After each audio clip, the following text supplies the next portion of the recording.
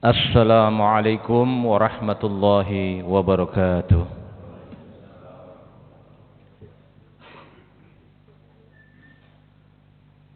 Allahu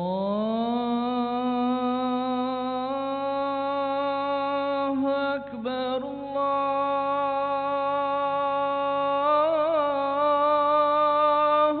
Akbar. Allahu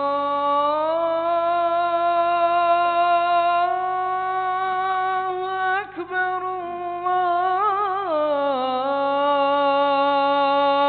Akbar.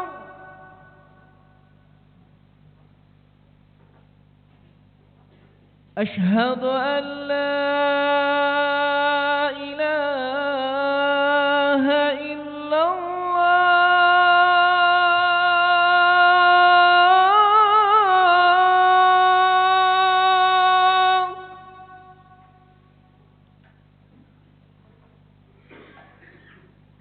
أشهد أن لا إله إلا الله.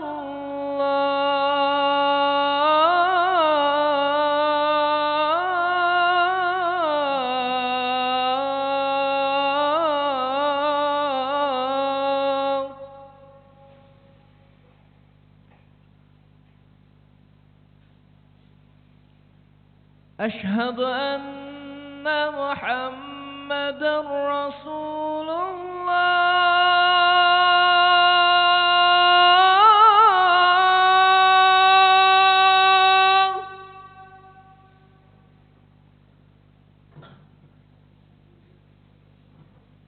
أشهد أن محمدا رسول الله.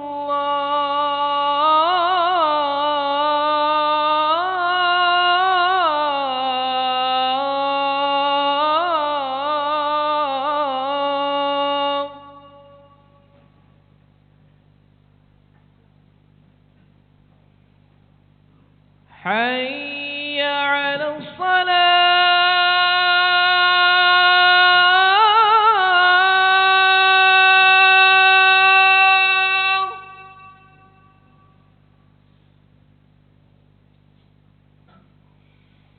حي على الصلاة.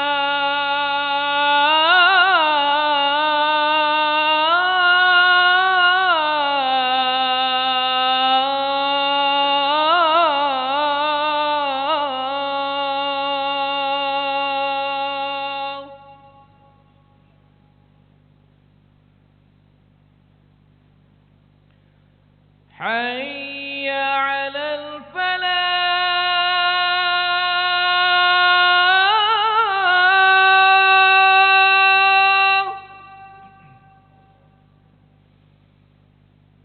حي على الفلاح.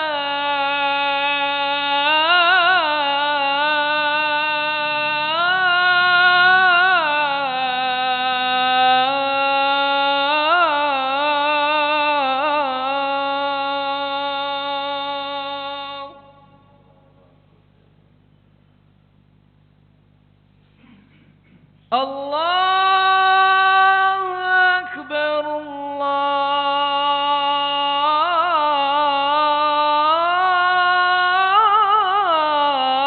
الله أكبر. لا إله إلا الله.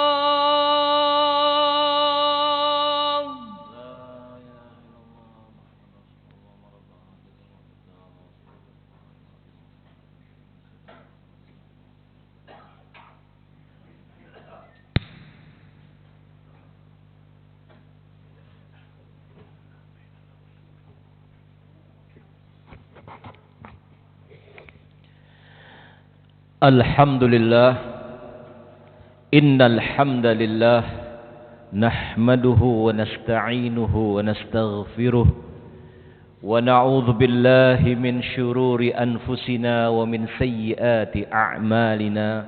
May yahdihillah fala mudilla lah wa may yudlilhu fala hadiyalah. لا حول ولا قوة إلا بالله أما بعد فيا عباد الله أوصيكم ونفسي بتقوى الله وطاعته لعلكم تفلحون حيث قال الله تعالى في القرآن الكريم وهو أصدق القائلين أعوذ بالله من الشيطان الرجيم يا أيها الذين آمنوا ادخلوا في السلم كافة ولا تتبعوا خطوات الشيطان إنه لكم عدو مبين. Ma'asyiral muslimin rahimakumullah. Menjadi seorang muslim sebaiknya jadi muslim yang sebenarnya, bukan muslim yang sekedar pernyataan, bukan muslim yang sekedar tertulis di kartu identitas bahwa dia adalah seorang muslim. Namun kenyataannya, perbuatannya, tindak tanduknya tidak mencerminkan daripada pernyataan dia sebagai seorang mukmin.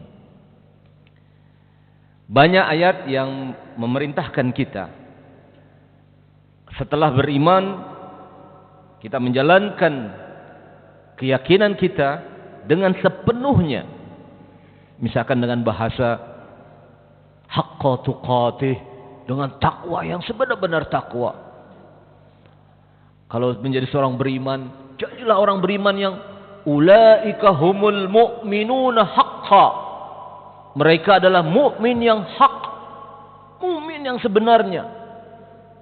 Kalau Islam maka sesuai dengan ayat yang khatib bacakan di muqaddimah surat Al-Baqarah ayat 208 memerintahkan kita, wahai orang-orang yang beriman, hendaklah kalian masuk ke dalam Islam secara kafah.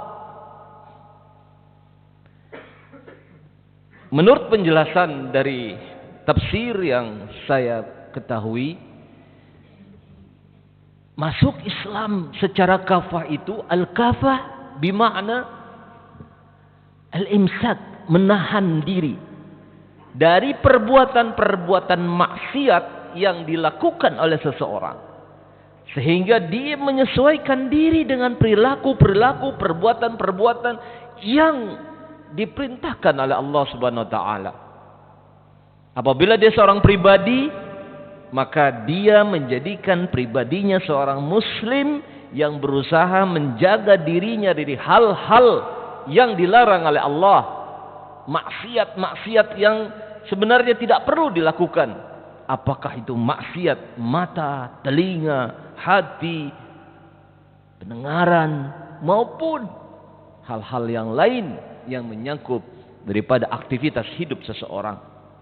Kalau dia seorang anak, maka bagaimana seorang anak yang sesuai dengan ajaran Islam?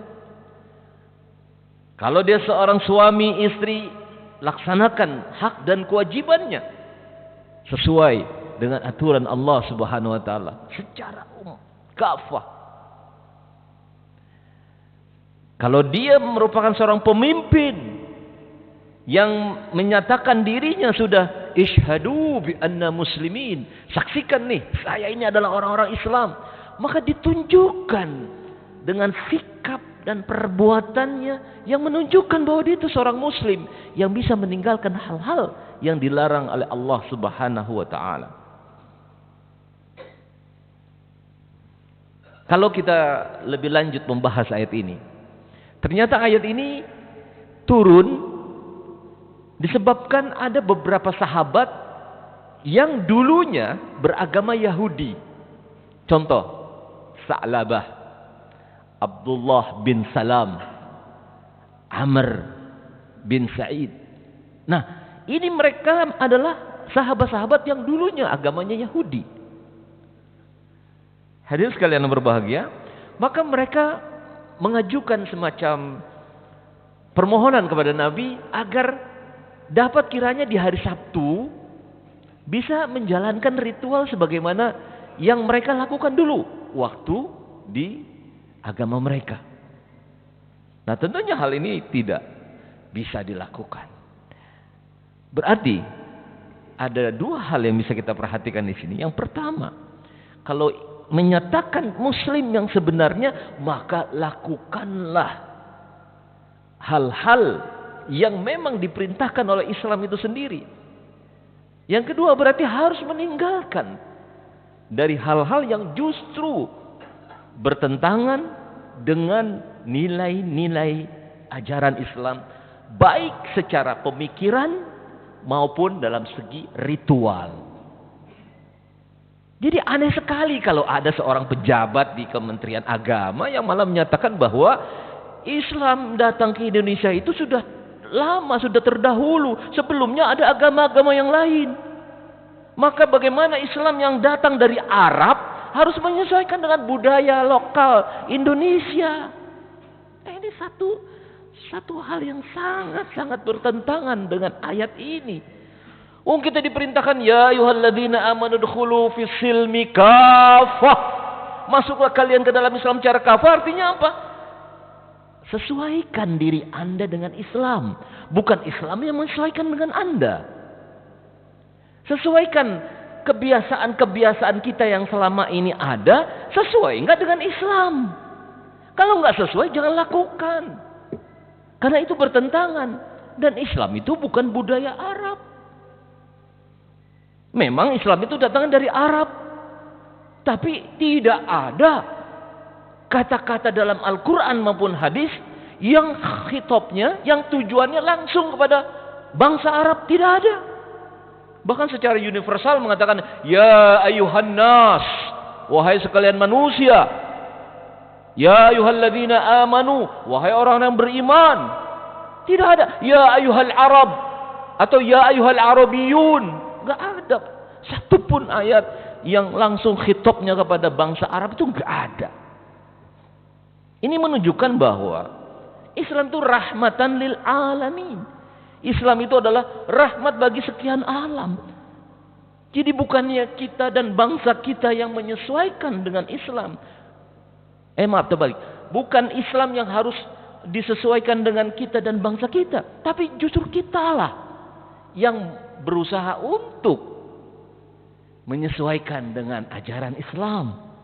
Dan hal-hal apa yang dilarang oleh Islam, kebiasaan-kebiasaan apa yang dilarang oleh Islam, ingat, bukan oleh orang Arab, tapi Islam.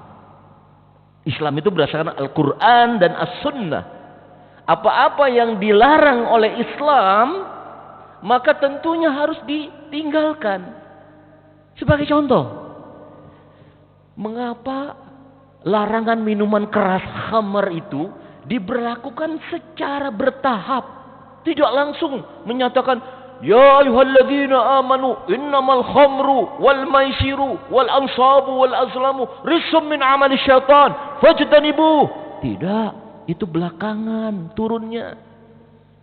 Tidak dikatakan pertama kali, wahai orang-orang beriman, sesungguhnya minuman keras, khamar, berjudi, mengundi nasib, memberikan sesajen kepada berhala, itu perbuatan setan, jauhi. Tidak dikatakan demikian. Kenapa? Karena kebiasaan orang Arab dulu, sebelum datangnya risalah Islam, mereka itu sangat kental dengan kebiasaan minuman keras. Bahkan di rumah-rumah mereka itu tersedia daripada kendi-kendi minuman keras. Bukan sebotol, dua botol, kendi khamar sudah ada. Sehingga kebiasaan yang sudah berurat akar ini harus berusaha diberantas. Dengan cara apa? Perlahan. Sesungguhnya di antara minuman keras itu ada kebaikan dan lebih banyak mudaratnya. Maka orang yang berpikir bakal meninggalkan karena banyak mudaratnya.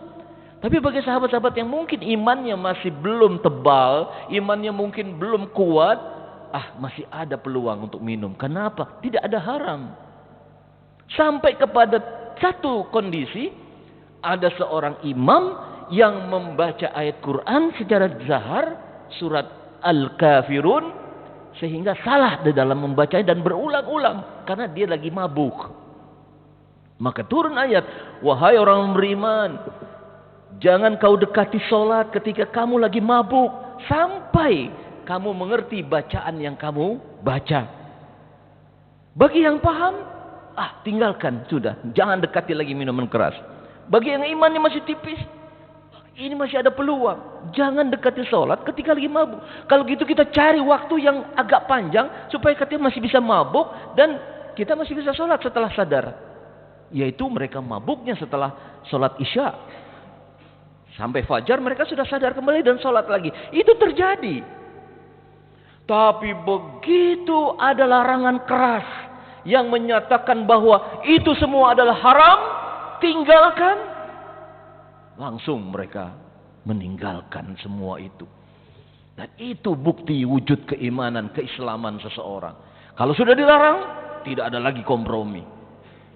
Begitu pula wanita-wanitanya yang mereka dulu berpakaian dengan pakaian yang tidak menutup aurat. Bahkan dikatakan telanjang. Begitu turun perintah untuk wanita-wanita tersebut menutup auratnya, sampai-sampai dalam riwayat dalam buku kelengkapan tarikh Muhammad sallallahu alaihi wasallam yang ditulis oleh Kiai Haji Munawar Khalil, disebutkan di situ belum lagi mereka wanita-wanita memiliki bahan yang untuk menutupi daripada kepala mereka dan tubuh mereka, sampai hordeng-hordeng mereka cabut sementara untuk menutupi daripada tubuh mereka. Begitu seorang muslim. Itulah kehebatannya generasi-generasi sebelum kita yang memahami Islam itu sebagai ajaran dari Allah Subhanahu wa taala untuk disesuaikan dengan dirinya dan berusaha untuk meninggalkan daripada apa-apa yang justru dilarang atau tidak bersesuaian dengan ajaran Islam itu sendiri. Dari ayat yang tadi kita baca, setelah kita mengerti tentang bagaimana sikap kita setelah menyatakan Islam, maka yang berikutnya adalah wala tattabi'u khutuwatis syaitan. Jangan kalian ikuti daripada langkah-langkah syaitan. Mengikuti itu artinya dari kata ittiba.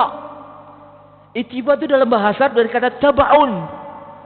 Tabaun itu, mohon maaf, ini seperti anak sapi yang menyusu dari induknya, di mana mulut anak sapi menyentuh dan bahkan menempel daripada puting susu ibunya, dan kemudian dia menghisap daripada susu ataupun kandungan-kandungan yang terdapat dalam susu tadi ke dalam tubuhnya. Itu asal kata dari ittiba. Jadi kalau kita menyatakan diri ittiba'ur rasul, mengikuti rasul, seperti itu, menempel dan berusaha mengambil saripati daripada sunnah Rasulullah sallallahu alaihi wasallam untuk kelangsungan daripada hidup kita. Bagaimana kalau anak sapi tidak menyusu? Bagaimana kalau tidak dia menyedot daripada kandungan susu yang ada dari induknya? Tentu dia lemah dan tidak berdaya, bahkan mungkin bisa mati. Begitu pula seseorang, kalau tidak ittiba'ur rasul dengan sebenarnya, tentu dia akan menjadi layu dan mati. Nah, hal ini jangan dilakukan kepada setan. Jangan kamu menempel dengan setan. Jangan kamu ambil sesuatu-sesuatu yang berasal dari setan. Langkah-langkah setan, rencana-rencana setan untuk menjerumuskan kalian ke dalam lembah kenistaan, lembah kemaksiatan, itu harus dicegah. Maka hadirin sekalian yang berbahagia, kalau kita seorang ayah yang bijak, maka tolong perhatikan bagaimana anak kita menggunakan fasilitas media sosial, HP, gadgetnya itu dengan sebaik-baiknya. Karena di situ banyak unsur-unsur yang bisa menyesatkan anak kita, generasi kita ke jalan-jalan syaitan, ke langkah-langkah syaitan. Mengapa mereka bisa melakukan perbuatan-perbuatan yang tidak senonoh dan bahkan di luar dugaan orang tuanya? Saya pernah ceramah di sebuah STM yang sangat terkenal dulunya dengan berantemnya. Maka di situ dilakukan razia oleh guru untuk dilihat tas anak itu isinya apa saja. Kalau dulu zaman itu masih ada CD, ya. Maka terdapatlah dalam razia tersebut seorang anak yang di dalam tasnya ada 2 keping CD. Begitu dites sama gurunya, ternyata mohon maaf CD-nya itu CD porno. Siapa anak itu? Anak itu anak yang kalau ada kegiatan kerohanian di sekolah itu, dia kalau nggak jadi MC, dia yang baca Quran. Maka kagetlah orang tuanya. Begitu dipanggil oleh guru BP bahwa anak ibu kedapatan di dalam tasnya ada 2 keping CD porno. Itu tidak nyangka sama sekali. Nah, inilah yang harus kita sadari.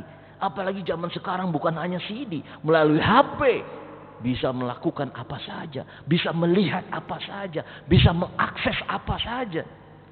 Wala tattabi'u khutuwatis syaitan.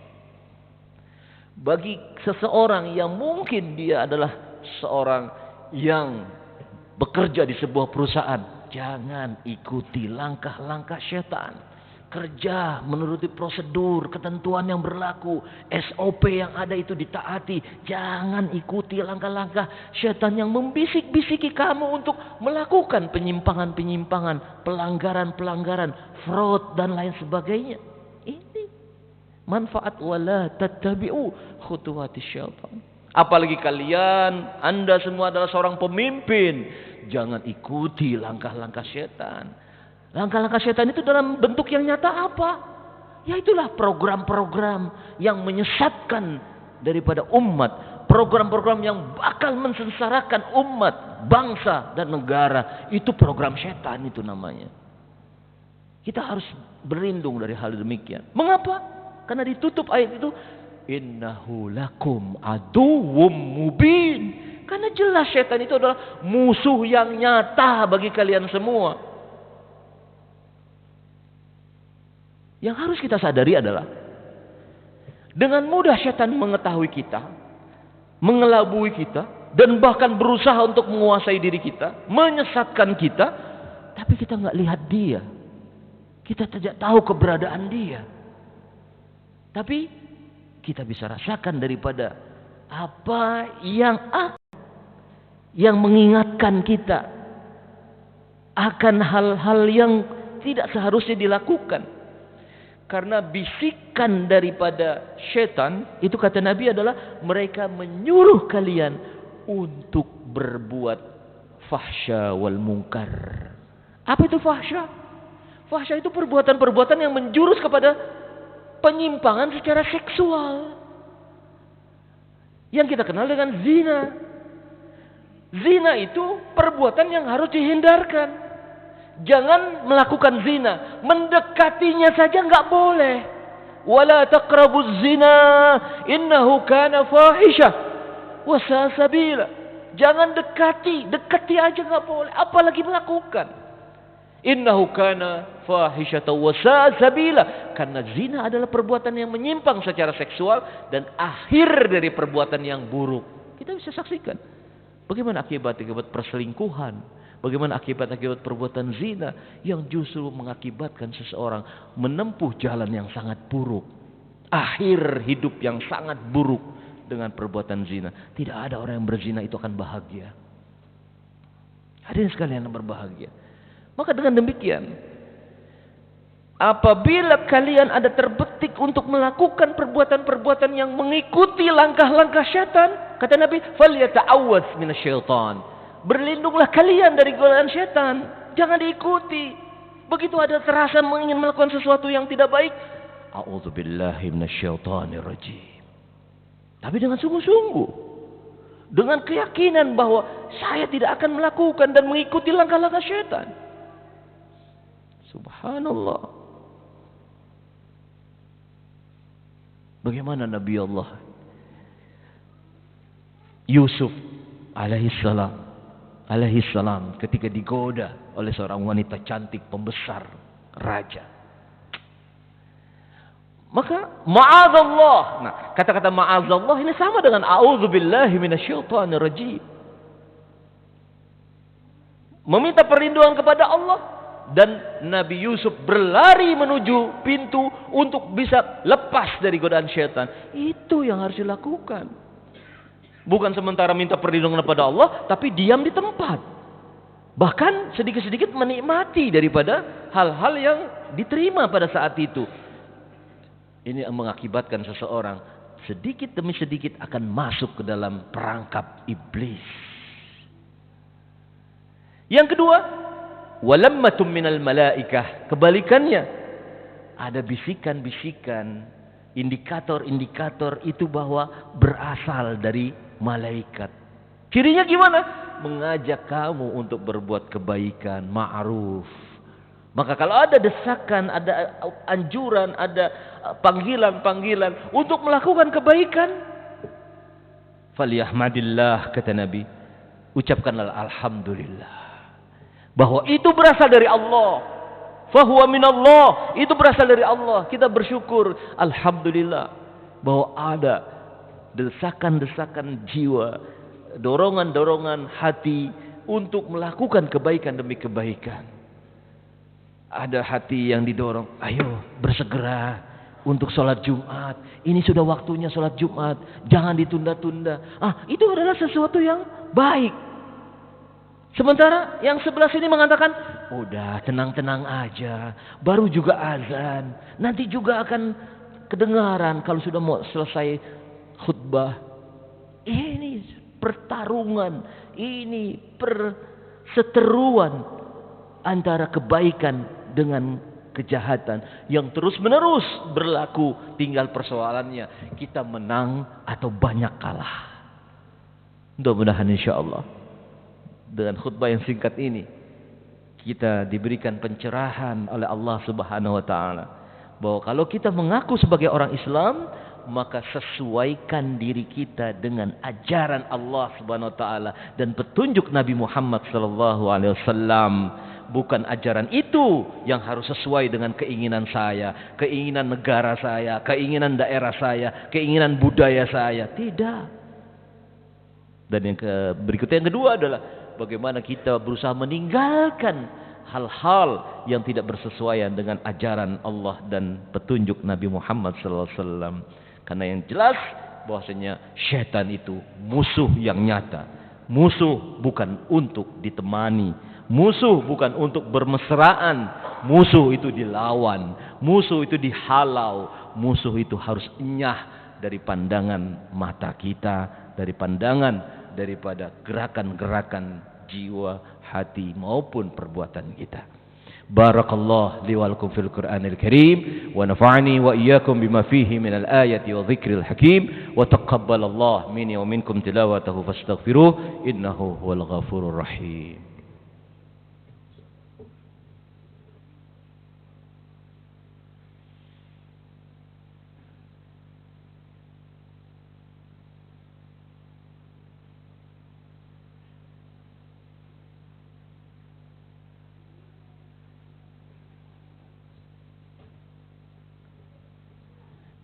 Alhamdulillahi Rabbil Alamin wabihi nasta'in ala umurid dunya waddin wassalatu wassalamu ala ashrafil anbiya'i wal mursalin sayyidina Muhammadin wa ala alihi wa sahbihi wa man tabi'ahu ila yaumiddin. Amma ba'd, fa ya ibadallah usikum wa nafsi bitaqwallah wa ta'atihi la'allakum tuflihun. Ma'asyiral muslimin rahimakumullah. Selanjutnya mari kita berdoa semoga Allah Subhanahu wa taala memberikan karunia, hidayah, petunjuk dan inayah untuk kita bisa hidup di dalam kehidupan dunia ini yang penuh dengan berbagai cobaan, godaan, rayuan, bahkan usaha-usaha penyesatan syaitan terhadap manusia. Kita terhindar darinya dan semoga insyaallah kita menjadi muslim yang kafah.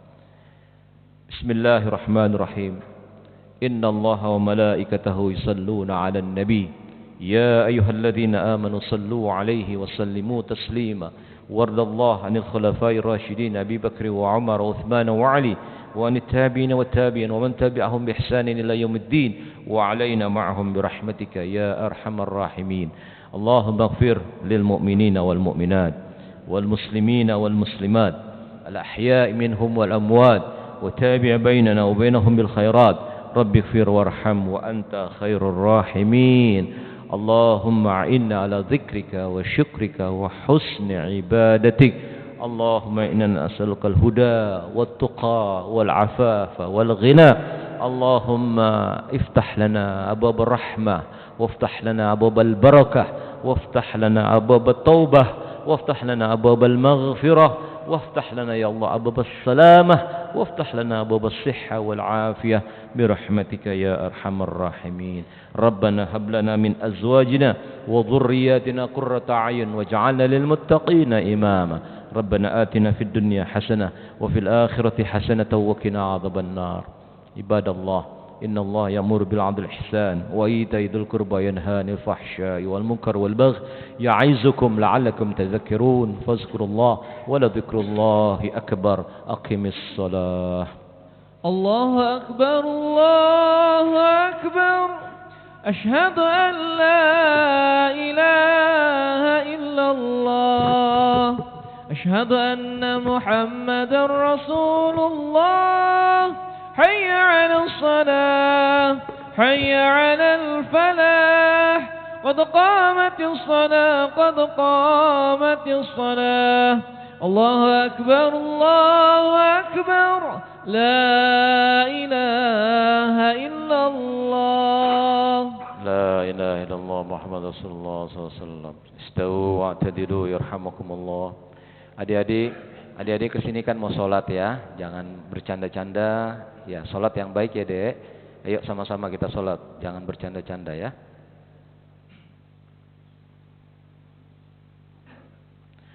A'udzubillahi minasyaitonir rajim. Bismillah.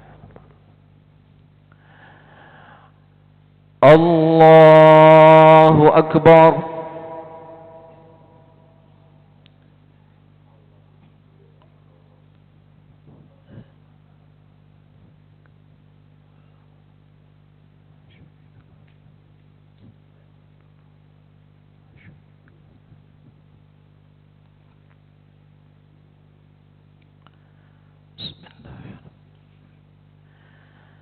الحمد لله رب العالمين